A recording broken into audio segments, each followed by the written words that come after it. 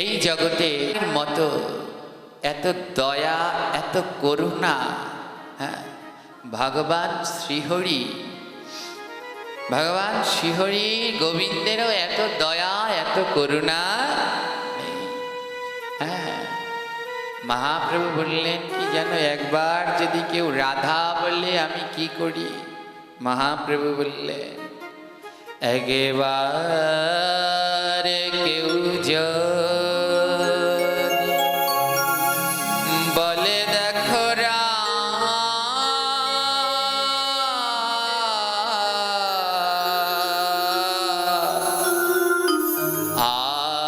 আমি যে আর গুলোকে রইতে পারি না,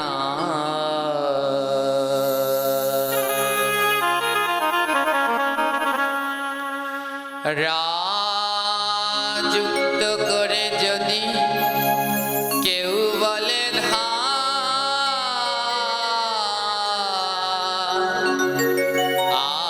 আমি তার নিকটে আসি ধাইয়া ধাইয়া। প্রভু বললেন, একবার মুখে যদি কেউ রা শব্দ উচ্চারণ করে, প্রভু বললেন আমি আর গোলকে রইতে পারি না। কেউ একবার রা বললে আমি পাগল হয়ে যাই, আর রার সাথে একটু যদি যুক্ত করে বলে ধা, আমি আরও গোলকে থাকি না। ধাইতে ধাইতে দৌড়াতে দৌড়াতে যে রাধা বলে আমি তার কাছে চলে আসি।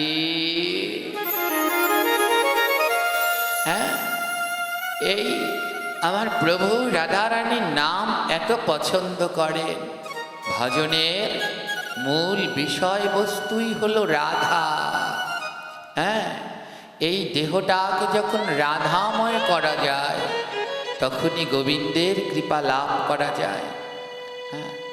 ধ্যান দেবেন মা, আমরা যত পাপ অনাচার যা কিছু করি এগুলোর সূচনা হলো আমাদের মাথা। যা করি হিংসা কোথা দিয়ে চলে আসছে? মাথা দিয়ে। একটা খাবার দেখে লোভ লাগলো, দেখেছি চোখ দিয়ে, কিন্তু লোভটা ঘটিয়েছে এই মস্তক। একজনকে মারবো, অপরাধ, কাউকে মারা, হাত মারছে কিন্তু শিখাচ্ছে। একজনকে খারাপ গালি দিচ্ছে, মুখ দিচ্ছে, কিন্তু কাজ করছে মাথা। শাস্ত্রে বললেন, উপর থেকে নিচে নামে তারে বলে ধারা। উপর থেকে যেগুলো নিচের দিকে নেমে আসছে তার নাম হলো ধারা। আমাদের মাথা থেকে যেগুলো নিচের দিকে নামছে এটা হলো ধারা। ধয়াকারে ধা, রয়াকারে। মহাজন বললেন, ভজন করতে পারে তারাই ভাই তারা। বলে উপর থেকে নিচে নামে তাকে বলে ধারা। ভজন করতে পারে তারা, বলে কারা? ধারা উল্টাতে পারে যারা। ধারা উল্টাতে পারে যারা, ভজন করতে পারে তারা। ধারাকে উল্টালে কি হয়? জোরে বলো। মাথা থেকে নিচের দিকে নামছে ধারা, ওই লোভ আসছে মাথার মধ্যে, চিন্তা লোভ, এটা ধারা। বলে ওটা যেন নিচে না নামে, ওই লোভটাকে উল্টে রাধা বানিয়ে দাও। হিংসা নেমে আসছে, ও হিংসা যেন কারো উপরে প্রকাশ হয় না, ও মাথা থেকে যেন নিচের দিকে নামতে না পারে। এর জন্যে দাম উদার। এই যে সামনে আসছে ব্রত, দাম উদার। দাম মানে বাঁধ, উদার মানে বেদ। মা যশোদা গোপালকে বেঁধেছেন দাম উদারে। উদারে বাঁধলেন। বলে যা মাথা থেকে আসবে ওই উদার পর্যন্তই যেন আসে, ওর নিচের দিকে চলে গেলে আর ভজন হবে না, ওখানেই শেষ, পতন হয়ে গেল। তাই ভজন তারাই করতে পারে যারা ধারাকে উল্টে রাধা করতে পারে। এই দেহ যখন রাধাময় হবে তখনই তোমার প্রকৃত ভজন হবে। যা দর্শন করবে সব কিছুর মধ্যে প্রেম, সেই মধুময় প্রেম খুঁজবে আর মুখের শুধু রাধে রাধে রাধে বলবে, সেই দিনই তোমার ভজন সার্থক হবে। রাধারানীর মতো এত দয়া জগৎ সংসারে আর কারো নেই। ভগবান শ্রীকৃষ্ণ বৃন্দাবন ছেড়ে গেছে, 100 বছর হয়ে গেছে।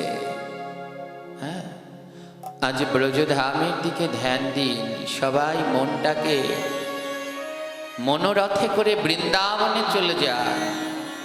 দেখুন রাধারানীর প্রেম ভক্তি। ভগবান শ্রীহরি বৃন্দাবন, শ্রীকৃষ্ণ বৃন্দাবন ত্যাগ করলেন, 100 বছর হয়ে গেল। আর গোবিন্দের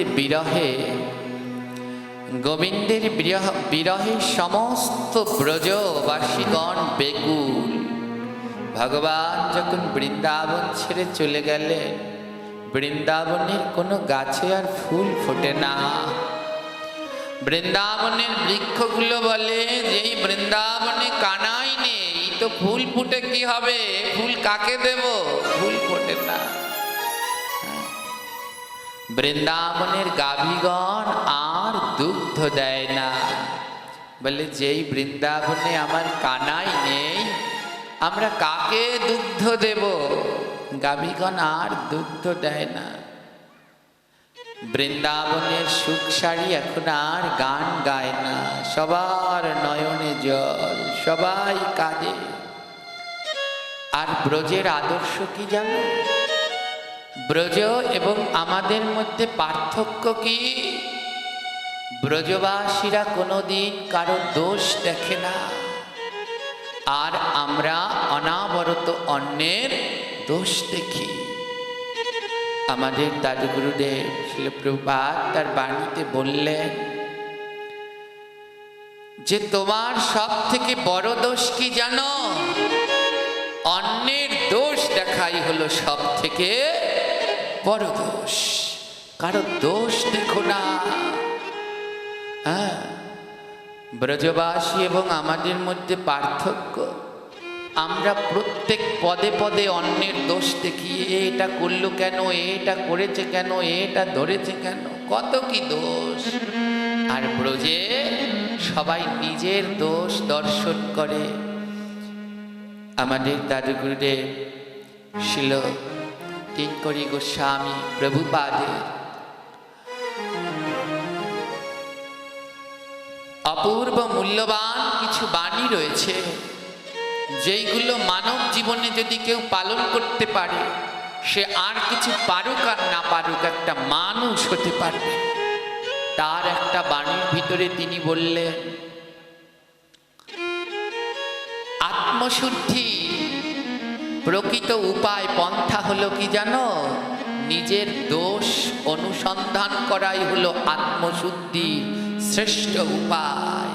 অর্থাৎ নিজেকে যদি শুদ্ধ রাখতে চাও, তাহলে কি করতে হবে? নিজের দোষগুলোকে খুঁজে খুঁজে বের করতে হবে, তবেই নিজে শুদ্ধ হতে পারবে। আজ ভগবান শ্রীকৃষ্ণ যখন ব্রজ ছেড়ে গেলেন, সমস্ত ব্রজবাসীগণ এক জায়গায় বসে বসে কাঁদছে, কেউ বাদ নেই, সবাই বসে বসে কাঁদছে। হঠাৎ শ্রীদাম সখা বলে উঠলেন, জানিস, সুদামকে বললেন, জানিস জানিস সুবল সখা, কৃষ্ণ বৃন্দাবন ছেড়েছে আমার জন্যে। সুবল বলে, কেন, তুই কি করেছিস? শ্রীদাম সখা বলে, জানিস কৃষ্ণ যখন গোষ্ঠে যেত, ওই গোষ্ঠে বসে ফল আনার দায়িত্ব ছিল আমার। আমি গোবিন্দের জন্যে, কানাইয়ের জন্যে ফল আনতাম। সুবল বলে এ তো ভালো কথা, এতে দোষ কি? শ্রীরাম বলে আমি কি করতাম জানিস, কানাইয়ের জন্যে ফল এনে ওই ফল থেকে, প্রত্যেকটা ফল থেকে আমি এক কামড় করে খেয়ে নিতাম, আর প্রত্যেকটা ফল থেকে এক কামড় করে খেয়ে নিয়ে ওই এঁটো ফল কৃষ্ণকে দিতাম, আর গোবিন্দকে এঁটো ফল দিতাম, তো তাই কানাই বৃন্দাবন ছেড়ে চলে গেছে। সুবল বললে না রে শ্রীরাম, এর জন্যে নয়। একবার সখাগণ জিজ্ঞেস করলেন, হ্যাঁ রে শ্রীরাম, তুই যে এমন করে প্রতিদিন ফল এনে নিজে এক কামড় খেয়ে গোবিন্দকে দেশ, তোর পাপের ভয় নাই? শ্রীরাম গোবিন্দকে এত ভালোবাসতেন মা, ফল এনে এক কামড় করে আগে খেতেন। কেন খেতেন? বলে বৃন্দাবনে বনে কত ফল, কোনটা বিষাক্ত কোনটা মিষ্টি তা তো জানি না, আর আমার কৃষ্ণের তো শত্রুর কোনো শেষ নেই, তাই শ্রীরাম সখা ফলটা আগে নিজে খেতেন। বলে কেন? বলে ফলে যদি বিষ থাকে তবে ওই ফল খেয়ে আগে আমি মরব, আগে আমি মরব। সখাগণ জিজ্ঞেস করছে, আরে তুমি ওই ফল যদি বিষ থাকে তো তুমি মরে যাবে, তুমি খাচ্ছ? শ্রীরাম বলে শোন সখা, ওই ফলে যদি বিষ থাকে আর ওটা খেয়ে যদি আমি মরি, তাহলে আমার প্রাণের কানাই আবার আমায় সারিয়ে তুলবে, কিন্তু ওই বিষাক্ত ফল খেয়ে যদি আমাদের কানাইয়ের কিছু হয়, আমরা সমস্ত সখাগণ মিলেও তো কানাইকে সুস্থ করতে পারবো না। এই হলো শ্রীরামের প্রেম। শ্রীরাম বলছে দোষ আমার, আমার জন্যে ছেড়েছে। সুবল বলছে আরে তোর জন্যে না, দোষ হলো আমার। সুবল ছিল কৃষ্ণের অন্তরঙ্গ সখা, ভগবান শ্রীকৃষ্ণের সাথে একই শয্যায় শয়নে যেতেন সুবল সখা। যিনি এই সুবল সখা, যিনি সত্যযুগে ছিলেন প্রহ্লাদ, ত্রেতা যুগে ছিলেন তরণী সেন, আর দাপর যুগে হলেন গোবিন্দের প্রিয় সখা সুবল। একসাথে শয়নে যেতেন, তো ভগবানকে জড়িয়ে ধরে ঘুমাতেন, ভগবানের গায়ের উপরে একটা পা তুলে দিয়ে সুবল ঘুমাতেন। একদিন সুবল জানতে পারলেন কৃষ্ণ স্বয়ং ভগবান। যেই দিন জানতে পারলেন কৃষ্ণ ভগবান, একই খাটে শুয়েছে কিন্তু আলাদা আলাদা, কৃষ্ণ একদিকে সুবল একদিকে। হ্যাঁ, সুবল বলল এতদিন কি পাপ না করেছি, আমার ভগবানের গায়ে পা দিয়ে ঘুমিয়েছি। একটা কীর্তন আছে দেখবেন, অষ্টকালীন লীলার ভিতরে একটা লীলাই আছে সুবল মিলন। হ্যাঁ, তো রাধারানীর মতো হুবাহু রাধারানীর মতো দেখতে ছিল সুবলকে, তাই কৃষ্ণ যখন রাধা প্রেমে বিভোর হয়ে যেতেন, তখন রাধারানীকে না পেলে সখাগণ সুবলকে এনে কৃষ্ণের সম্মুখে দাঁড় করাতেন। আজ সুবল যেদিন জানতে পারলো যে কৃষ্ণ স্বয়ং ভগবান, সেদিন থেকে সুবল আর কৃষ্ণের গায়ে পা দেয় না, প্রতিদিন পা চরণটা দিয়ে ঘুমায়। আজ আর দিল না, আজ চরণ সরিয়ে অন্যদিকে মুখ ঘুরিয়ে ঘুমিয়ে রয়েছে, আর কৃষ্ণ অন্যদিকে মুখ ঘুরিয়ে ঘুমিয়ে রয়েছে। সুবলেরও ঘুম আসে না, আর গোবিন্দেরও ঘুম আসে না। সুবল একটু পর পর উঁকি দিয়ে দেখছে কানাই ঘুমাচ্ছে কিনা, দেখে না কানাই ঘুমায় না। সুবল ডেকে বলছে, কানাই ও গোপাল, প্রতিদিন তো এত রাত্রে ঘুমিয়ে পড়ো, আজ কেন ঘুমাও না? ভগবান বলছে, জানো সুবল, যখন ঘুম না আসে তখন ঘুমের ওষুধ খেতে হয়। আমি প্রতিদিন ঘুমের ঔষধ খেয়ে ঘুমাই, তাই তো পরমানন্দে ঘুমাতে পারি। আজ আর ঘুমের ঔষধটা পেলাম না। সুবল বলে, ঘুমের ঔষধ, ঘুমের বড়ি? কি ঘুমের বড়ি? ভগবান বলে, জানো, প্রতিদিন তুমি আমায় জড়িয়ে ধরে ঘুমাও সুবল, আমি পরমানন্দে ঘুমাই। সুবল বলছে কানাই, এতদিন তো জানতাম না তুমি ভগবান, আজ জানতে পেরেছি তুমি ভগবান। আর ভগবানের গায়ে যদি চরণ দেই, আমার চরণ ধুলা যদি তোমার গায়ে লাগে, আমার যে বড় অপরাধ হবে। ভগবান বলে, জানো সুবল, আমার ঘুমের ঔষধি হলো ভক্তের চরণ ধুলি। ও সুবল, তুমি যখন আমার গায়ের উপরে তোমার চরণখানা দিয়ে ঘুমাও, আর তোমার চরণ ধুলা যখন আমার গায়ে লাগে, আমি পরমানন্দে নিভৃতে শয়নে যাই সুবল। ভক্তের চরণ ধুলির থেকে আমার কাছে আর কোনো বড় ঔষধ নেই। সুবল রে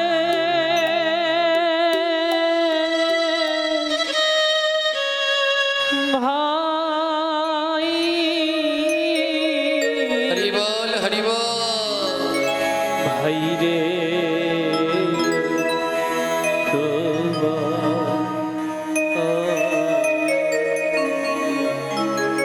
যাতে সুবল গিয়ে ভগবানকে জড়িয়ে ধরলে। একজন বললে, আবার আবার পা দিয়ে দিলি, ভগবানের গায়ে চরণ দিয়ে দিলি। সুবল বললেন, ভগবানের গায়ে চরণ দিলে যদি পাপ হয়, আর তার ফলে আমি যদি নরকে যাই, যাব, কিন্তু আমার চরণ গোবিন্দের গায়ে লাগলে যদি আমার ভগবানের ঘুম আসে, তবে আমার ভগবান শান্তিতে থাক, প্রয়োজনে আমি নরকে চলে যাব। এই হলো সখাদের প্রেম। এমনি করে একজন আরেকজনকে দোষ দিচ্ছে। মা যশোদা বলে, না সুবল, তোর দোষে কৃষ্ণ বৃন্দাবন ছাড়েনি, দোষ হলো আমার। যখন গোপাল ননি খেত, আমি ধরে কানমলা দিতাম, তাই তো কৃষ্ণ রাগ হয়ে বৃন্দাবন ছেড়ে চলে গেছে। জটিলা কুটিলা বলছে, না যশোদা, তোমার জন্যে নয়। সারাদিন আমরা কৃষ্ণের নিন্দা বদনাম করতাম, তাই চলে গেছে। একজন আরেকজনকে দোষ দিচ্ছে।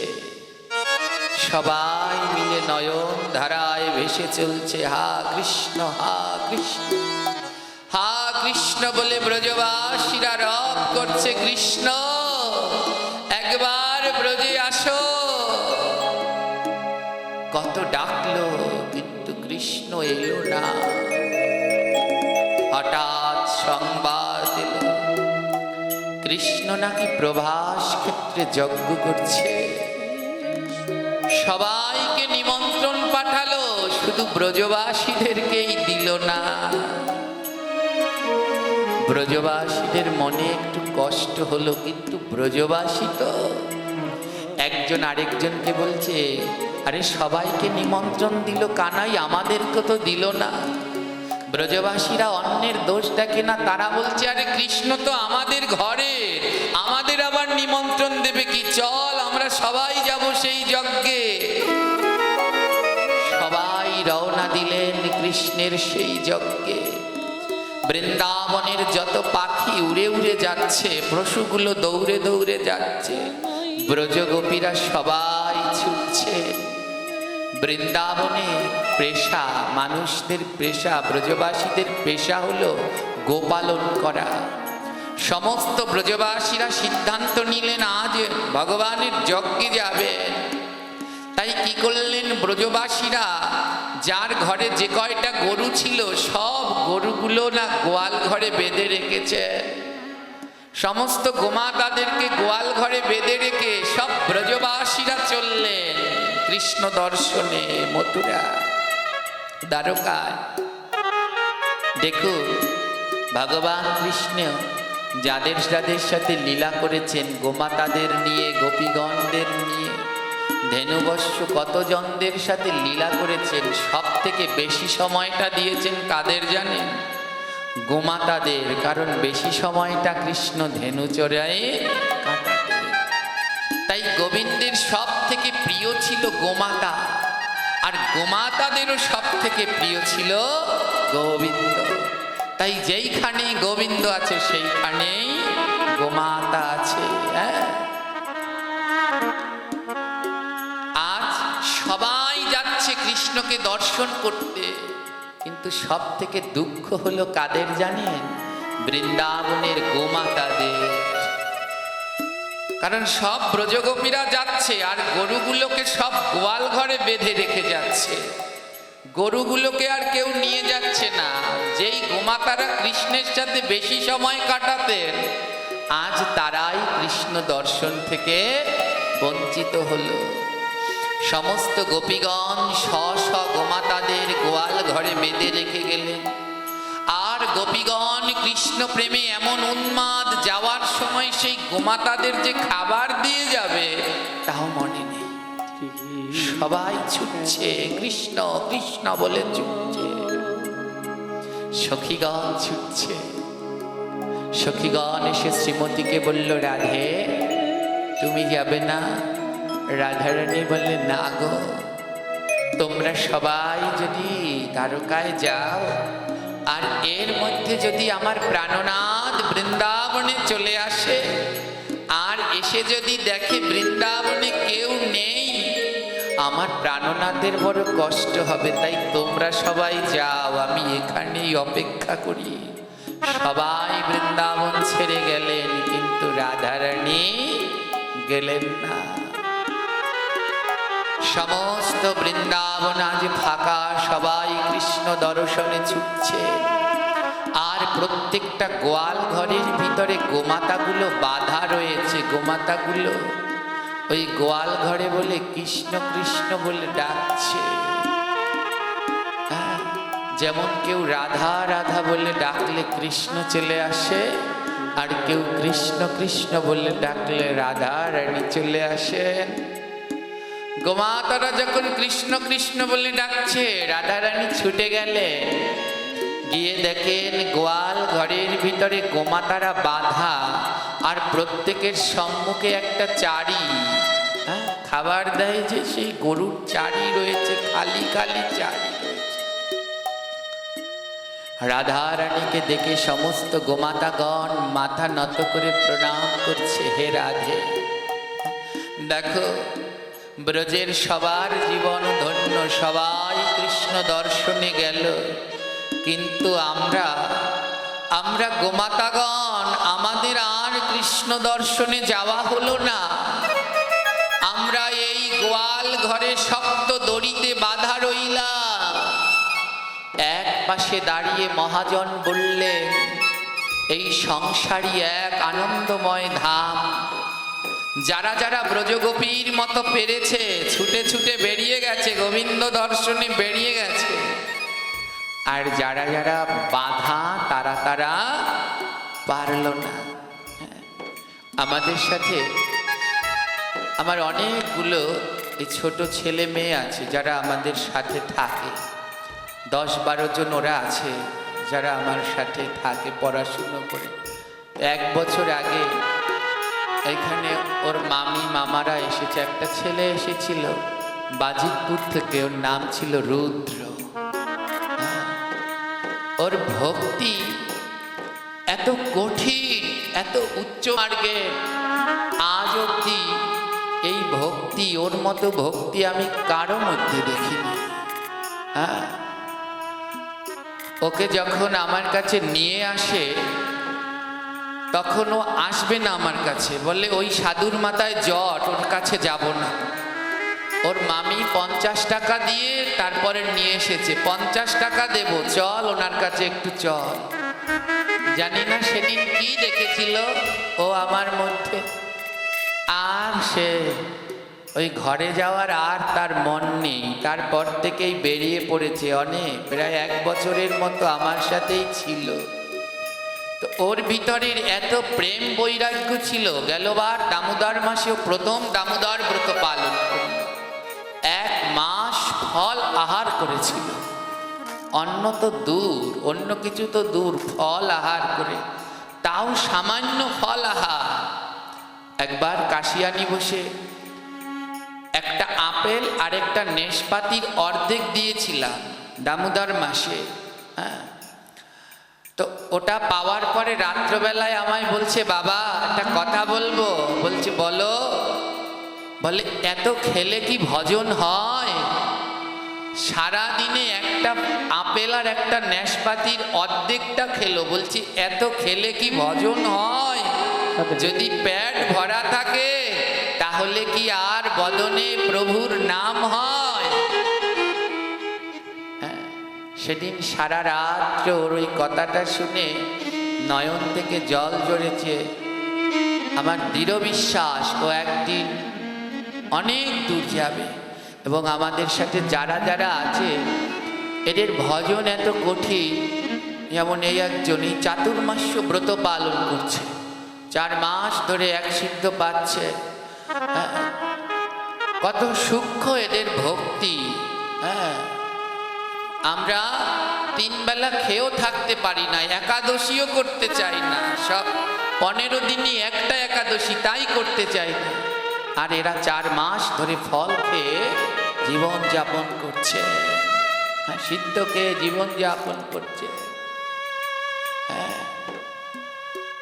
তো ওই ছেলেটা রুদ্র আমার কাছ থেকে দীক্ষা নেবে বলেছিল, তা আমি ওকে দীক্ষা দেইনি, কারণ আমি জানি ও অনেক দূরে যাবে। আমি এখনো বাধা, আমার কাছে যারা আসবে তারাও বাধা পড়বে। তো চেয়েছি যেন এক মুক্ত কারো কাছে চলে যায়। তো ও এই বাঁধন থেকে মুক্তি পেয়ে ও এখন ত্রিপুরা আমার জ্যেষ্ঠ গুরু ভ্রাতা বৈষ্ণবচরণ দাস বাবাজি তার কাছে রয়েছে। বাবাজির কাছ থেকে ওর দীক্ষাও হয়েছে। ওর দীক্ষা নাম রঘুনাথ দাস। রঘুনাথ দাস, আমাদের স্বর্গস্বামীর ভিতরে একজন ছিলেন রঘুনাথ। না বললেন রঘুনাথের ভজন যেন পাষাণের সম। কেমন সুন্দর ওর নামের সাথেও মিলে গেছে। ওর ভজনটাও অত্যন্ত কঠিন। ও মরে যায় কিন্তু ওর ব্রত কোনো ভাঙে না। আজ অবধি সেই প্রথম দিন থেকে ও যত একাদশী করেছে নির্জলা জলে স্পর্শ করেনি। 3 লক্ষ নাম জপ করত, রাত্র ভোর হয়ে যেত, ওর জপ চলতে থাকতো। আদৌ ওর দীক্ষাগুরু ওকে ঠিক নাম দিয়েছে রঘুনাথ দাস। তার ভজনও যেমন পাষাণের সমান ছিল, ওর ভজনও তদ্রূপ পাষাণের সমান। আমরা একই সংসারে আবদ্ধ, কিন্তু ও মুক্তি লাভ করে চলে গেছেন ওর জায়গায়। ওর জায়গায় ও চলে গেছে। আজ সেই গোয়াল ঘরে গরুগুলো বাঁধা, অনেকে চলে গেছে। কারা? যারা ওই বাধা নেই সবাই চলে গেছে। বাধা কারা? ওমা, এখানে বাধা হলো আমরা। ওই গরুগুলো অন্য কেউ নয়, ওই গরুগুলো আমাদের মতো যারা রয়েছে তারা।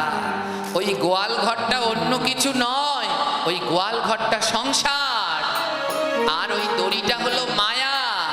আমরা মায়া নামক দড়ি দিয়ে সংসারের মধ্যে বাধা, তাই আমাদের আর কৃষ্ণ দর্শনে যাওয়া হলো না। যারা ওই সংসার নামক বন্ধন থেকে, মায়া নামক দড়ি থেকে মুক্তি লাভ করেছে, তারা আর এই সুখের দিকে তাকায়নি। সব ব্রজ মুখে হরিবোল রওনা দিয়ে দিয়েছে।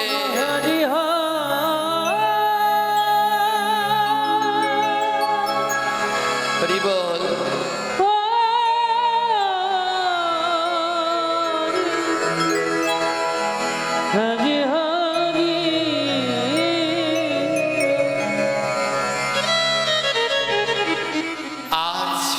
সেই গোমাতাগুলো দড়ি দিয়ে বাঁধা গোয়াল ঘরের ভিতরে। রাধারানী এসেছেন। রাধারানীর কাছে বলছেন, হে রাধে, আমরা কি এমন ভাবেই বাঁধা থাকব? এইখানে আপনি, আমি, আমরা সবাই সংসার নামক দড়িতে বাঁধা। আজ করজোড়ে রাধারানীর কাছে বলুন না, হে রাধে, আমরা কি এমন করেই বাধা থাকবো? এই বাঁধন থেকে মুক্তি পাবো না? করুণাময়ী রাধারানী বললেন, হে জীব, তোমরাও এই বাঁধন থেকে মুক্তি পেতে পারো। বলে কিভাবে? বলে ডাকো, প্রভুকে ডাকো, নাম করো। এই সংসার বাঁধন থেকে মুক্তি একটাই দিতে পারে, সে হলো নাম। রাধারানী বললেন, গোমাতাদেরকে তোমরা ডাকো, ডাকো, যদি তাকে ডাকতে পারো, ডাকার মতো করে ডাকতে পারো, সে আসবেই আসবে। হে গোমাতাগণ, যারা তোমরা বাধা রইলে, হে সংসারবাসীগণ, যারা তোমরা মায়া দড়ি দ্বারা সংসারে বাধা, তোমাদের মুক্তির উপায় একটা, সে হলো নাম। তাই সময় নষ্ট করো না, তোমরা সবাই মিলে বদন ভরে নাম করো। হরে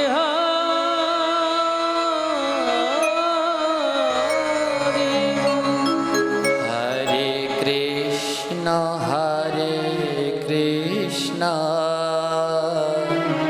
কৃষ্ণ কৃষ্ণ হরে হরে, হরে রাম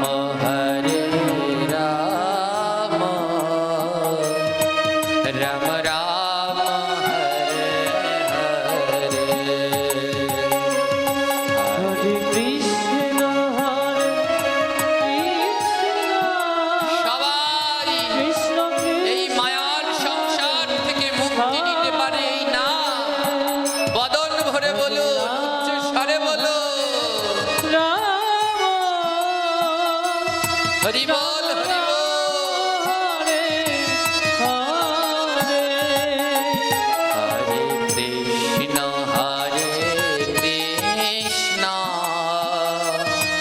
কৃষ্ণ কৃষ্ণ কৃষ্ণ হরে হরে, হরে রাম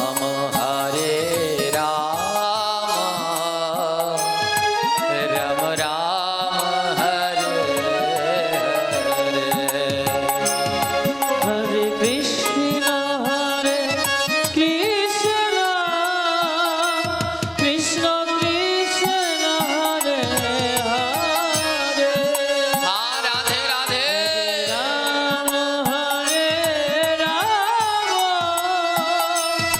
রাম রাম হরে হরে। হরে কৃষ্ণ কৃষ্ণ কৃষ্ণ হরে হরে,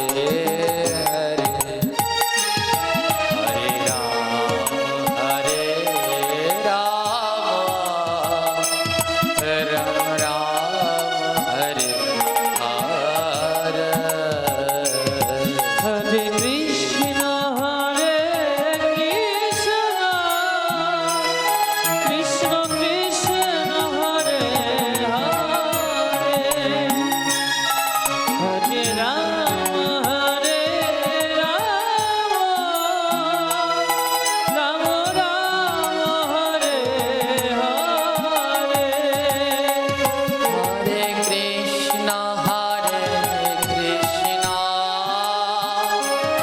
কৃষ্ণ কৃষ্ণ হরে হরে, হরে রাম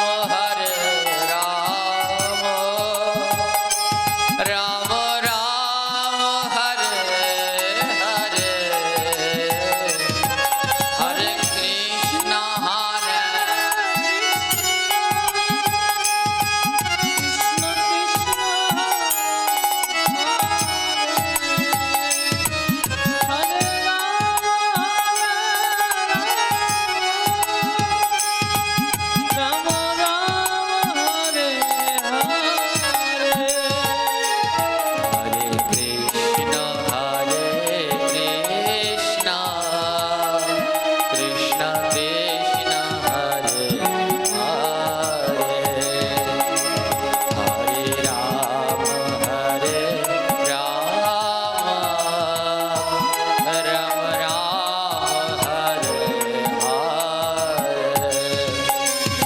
হরে কৃষ্ণ কৃষ্ণ কৃষ্ণ হরে হরে। হরে রাম রাম রাম হরে হরে। গোমাতাগণ নাম করছে, কত নাম করলো কিন্তু কানাই এলো না। গোমাতাগণ বলছে রাধে, কত তো কানাইকে ডাকলাম, কই কানাই তো এলো না। রাধারানী বলছে, ও মা গোমাতাগণ, তখনই কানাই আসবে। কখন জানো?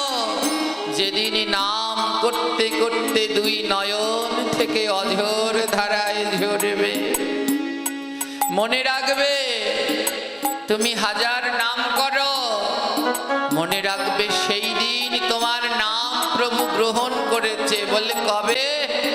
যেই দিন দেখবে নাম করতে গিয়ে দুই নয়ন থেকে অঝোর ধারায় অশ্রুবাড়ি বিগলিত হচ্ছে, সেদিনই বুঝে নিও তোমার নাম আমার ভগবান গ্রহণ করেছে।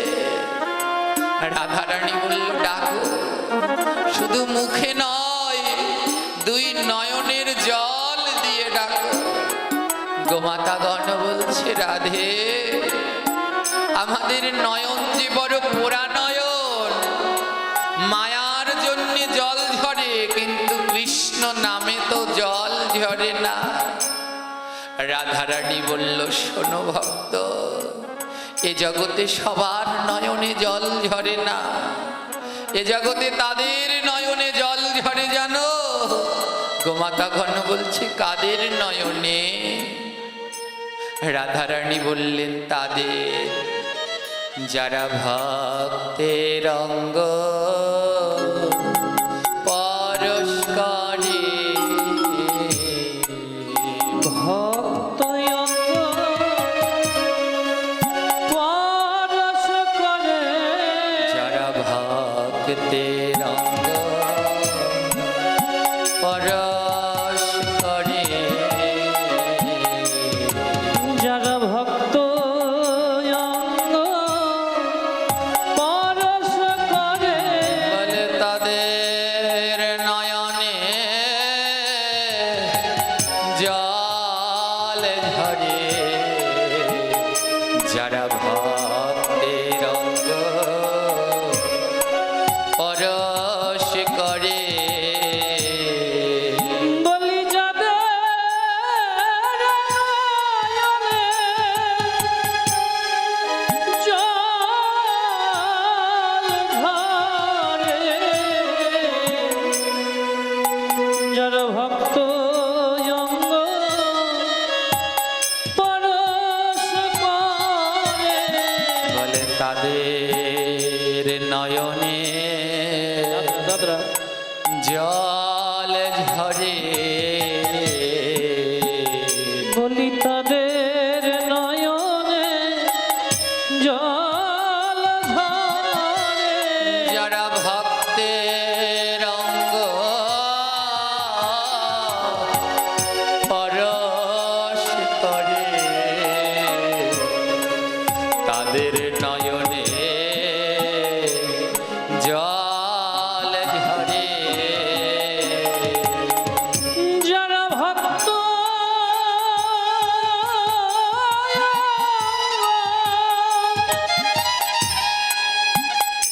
এমন ভক্ত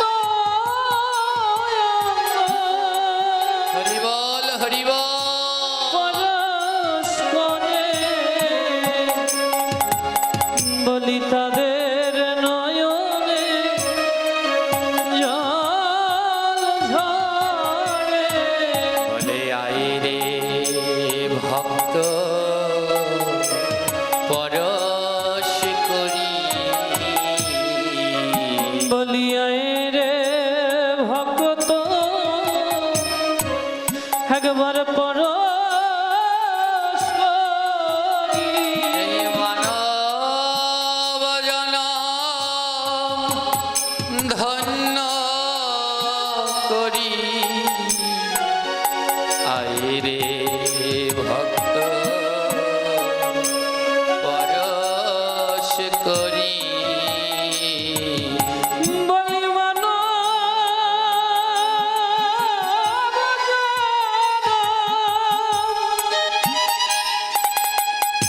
আমার ধন্য করি, বলিয়াই রে একবার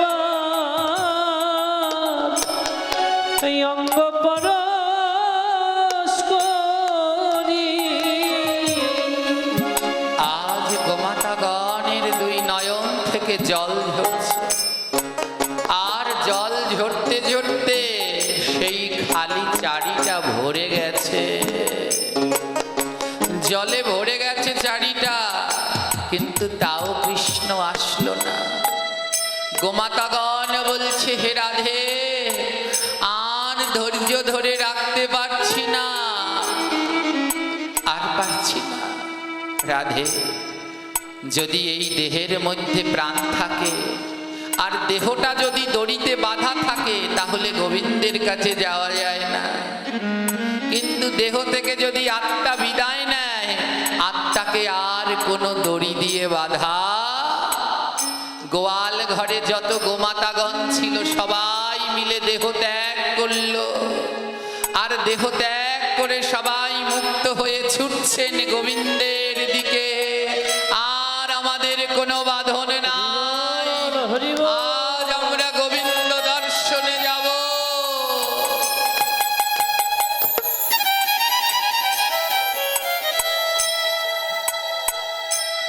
সবাই গেলেন দেহ নিয়ে, আর গোমাতাগণ গোবিন্দ দর্শন করতে গেলেন দেহ ত্যাগ করে। ব্রজবাসীরা গিয়ে দেখছেন দ্বারকায় কৃষ্ণের পাশে তার সেই প্রিয় শ্যামলী, ধমলী, কালী, মঙ্গলী গোমাতাগণ। ব্রজবাসীগণ বলছে, আরে এদের তো বেঁধে রেখে এসেছি, এরা কি করে আসলো? কানাই বলছে, ওরা আমায় এত ভালোবাসে, তোমরা বেঁধে রেখে এসেছো, আর ওরা সেই বাঁধন, দেহের বাঁধন ত্যাগ করে আমার কাছে চলে এসেছে। সেই দিন থেকে মা বৃন্দাবনে আর কোনো গোমাতাকে দড়ি দিয়ে বাঁধা হয় না। ওই দিন থেকে আর কোনো ব্রজবাসীরা দড়ি দিয়ে গোমাতাকে বাঁধে না, সমস্ত গোমাতারা ছাড়া থাকে। আজ গোমাতাদের পেয়ে গোবিন্দের বড় আনন্দ। কতদিন পরে আমার শ্যামলী, কালী, মঙ্গলী, পিয়ালি, আমার প্রিয় ধেনুদের পেয়েছি, বড় আনন্দ। কানাই কানাই বলছে, বলো গোমাতাগণ, তোমরা কি চাও? গোমাতাগণ বলছে, জানো কানাই, আমরা তো ব্রজ ছেড়ে চলে আসলাম দেহ ত্যাগ করে, কিন্তু ওই ব্রজে আমাদের থেকে আরেকজন দুঃখিনী আছে। কানাই বলছে, কি নাম তার? গোমাতাগণ বলছে, তার নাম রাধা। জানো, আমরা তো দেহ ত্যাগ করে চলে এসেছি, আর আমাদের রাধারানী আজও ব্রজে বসে কাঁদছে, তিনি আসেনি। বলো কেন জানো? কারণ তুমি 100 বছর আগে রাধারানীকে কথা দিয়েছিলে, রাধে আমি কাল আসবো, আজ যাই কাল আসবো। কাল কাল করি কত কাল গেল, কালের আশায় চাইতে চাইতে কালা আর না আসিল। আজও রাধারানী কালার অপেক্ষায় বৃন্দাবনে বসে আছে। গোমাতাগণ বলছে, হে কানাই, একবার বৃন্দাবনে যাও, আর গিয়ে শ্রীমতী রাধারানীকে দর্শন দাও। আজও রাধারানী ব্রজে কেউ নাই, কেউ সশরীরে আর কেউ দেহ ত্যাগ করে চলে এসেছে, কিন্তু রাধারানী আসেনি। কারণ কৃষ্ণ কথা দিয়েছে আসবে, তাই রাধারানী আজ বসে অপেক্ষা করছে। গোমাতাগণ বলছে, যাও না কানাই, যাও না, আমার রাধারানীকে গিয়ে দর্শন দাও। আর গোমাতাগণ যখন দেহ ত্যাগ করবে, তখন রাধারানীকে বলছে, রাধে, যদি কৃষ্ণ বৃন্দাবনে আসে, আমরা নয়নের জলে এই পাত্র ভরে রেখে গেলাম, এই নয়নের জল দিয়ে যেন গোবিন্দের চরণ দুটো ধৌত করে দেবে।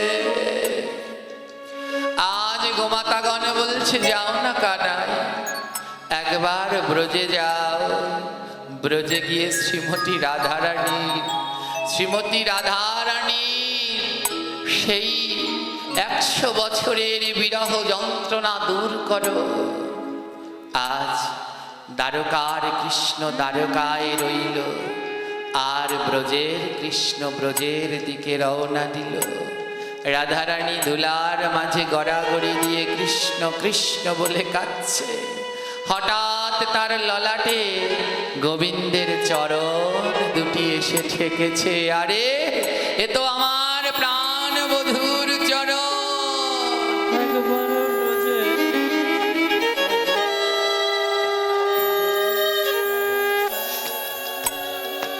রাধারানী তাকিয়ে দেখে আজ বহুদিন পরে কৃষ্ণ বৃন্দাবনে এসেছে। রাধারানী গেয়ে উঠলেন, বহুদিন পরে আজ এলো শ্যামরা, বহুদিন পরে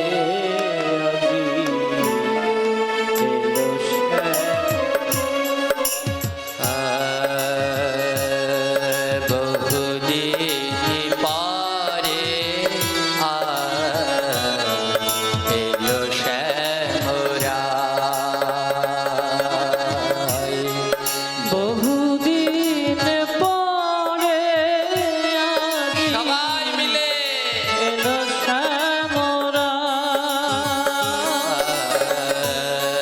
বহুদিন পরে এলো শ্যামরা। বহুদিন পরে এলো শ্যামরা। হে শ্যাম সুন্দর, তুমি সেই কবে গেলে? আজ বহুদিন পরে তুমি বৃন্দাবনে এসেছো। তাই আজ কি করবো জানো?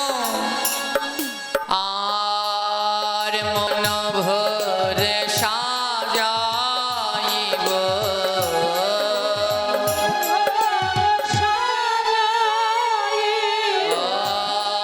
মন ভরে সাজাইব,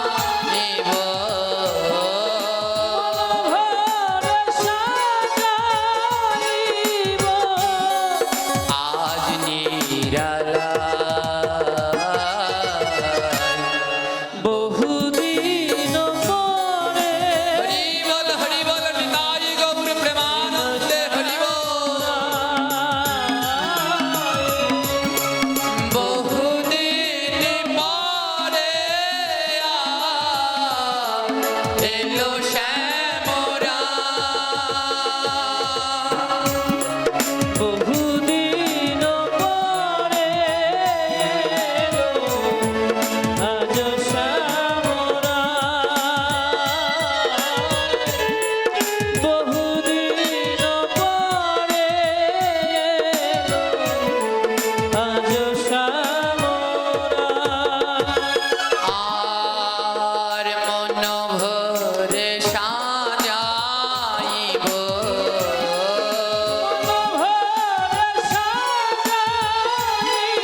হে শ্যাম সুন্দর, আজ এই বৃন্দাবনে কেউ নাই, শুধু তুমি আর আমি। আজ এমন নিরালায় তোমায় পেয়েছি, মন ভরে আজ সাজাবো। তাই বললেন মন ভরে সাজাইব, রাধে মন ভরে সাজাইব,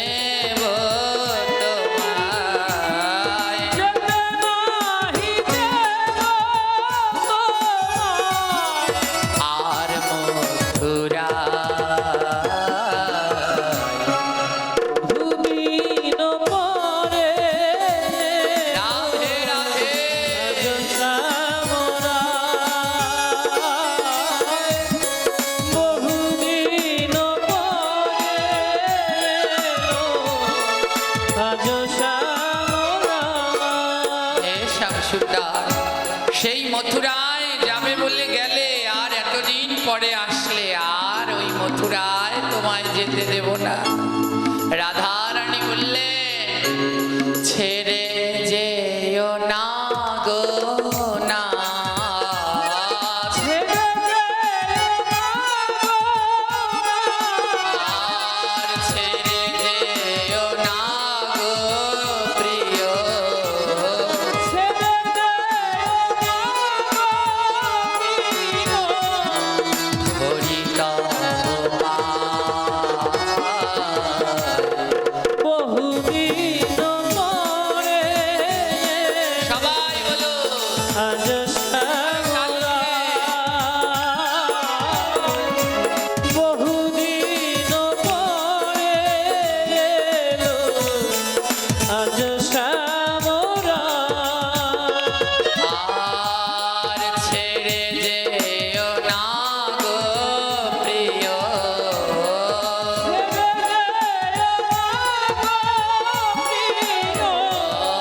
ছেড়ে যেও না গো প্রাণ,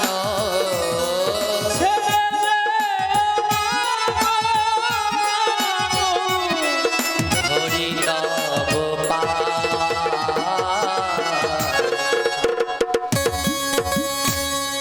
বহুদিন পরে আজ গায়নরা, বহুদিন পরে আজ শ্যামরা। আর আজ ভাগ খেলাইব,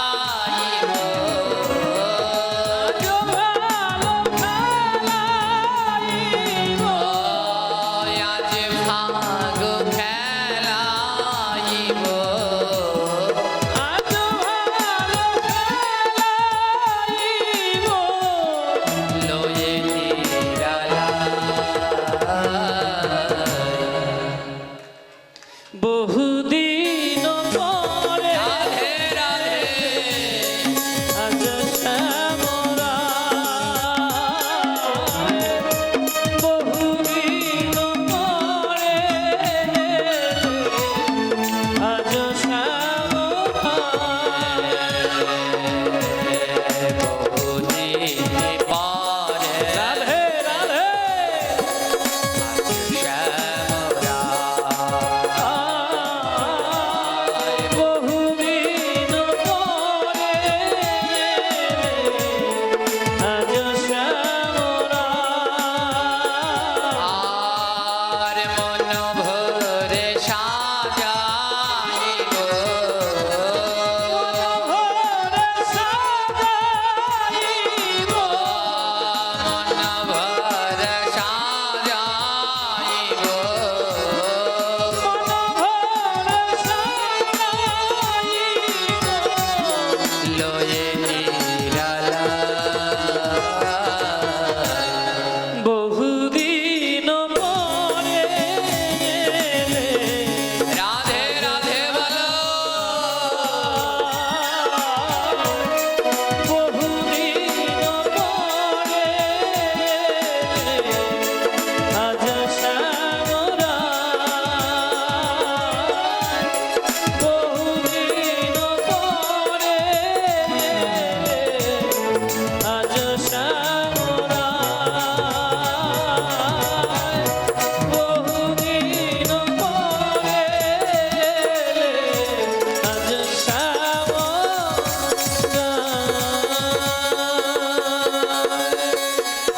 এবার শ্যামের বামে রাই দাঁড়ালো, রাধা কৃষ্ণের মিলন হলো, শ্যামের রায়ে রাই দাঁড়ালো, রাধা কৃষ্ণের মিলন হলো, হলো না হলো না হলো না হলো না, হলো না হলো না, বলি হলো না হলো না। আরে রায়ের বামে শ্যাম নয়, হলো না হলো না, এই রায়ের বয়স শ্যাম নয়, হলো না হলো না।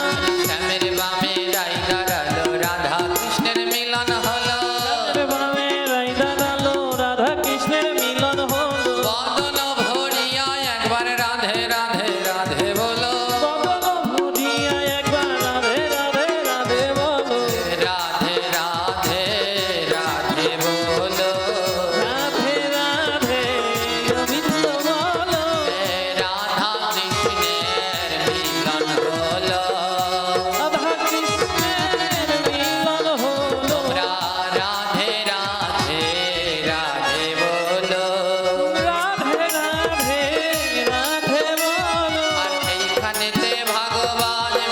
বিশ্রামেতে গেল। এইখানে তো ভগবান বিশ্রামেতে গেল। রাধা কৃষ্ণ দুই জনার মিলন হইল। রাধা কৃষ্ণ দুই জনার মিলন হইল। তাই যদি থাকে লেখা কালকে হবে দেখা। যদি থাকে লেখা কালকে হবে দেখা। আহা, যদি থাকে লেখা কালকে হবে দেখা। যদি থাকে লেখা কালকে হবে দেখা। এইখানেতে বলে যাই সবাই টাটা বাই বাই। এইখানেতে বলে যাই সবাই টাটা বাই বাই। এইখানেতে বলে যাই সবাই টাটা বাই বাই। হরি বল। সবাই টাটা বাই বাই। যদি থাকে লেখা কালকে হবে দেখা। যদি থাকে লেখা কালকে হবে দেখা। কালকে দুপুরে ভাগবত পাঠ রয়েছে।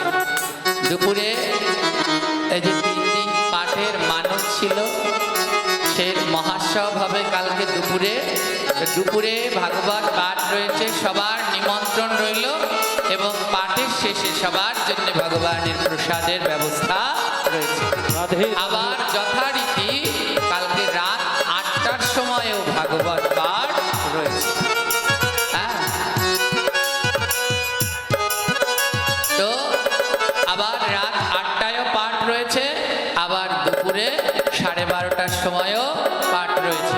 তো দুপুর 12:30টার সময় আপনারা সবাই চলে আসবেন, পাঠ অন্তে ভগবানের আরতি কীর্তন প্রসাদ হবে। আবার রাত্র 8টার সময়ও পাঠের ব্যবস্থা রয়েছে।